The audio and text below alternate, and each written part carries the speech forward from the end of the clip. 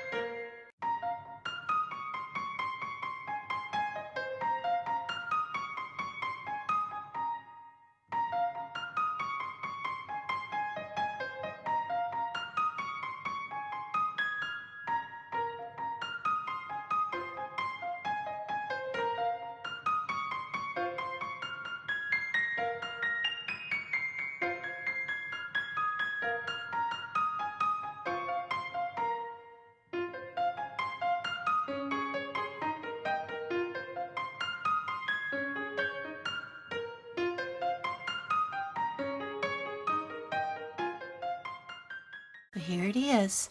I think this is about one of the simplest ones I did. I really didn't do anything fancy on this one, but I still think it turned out cute.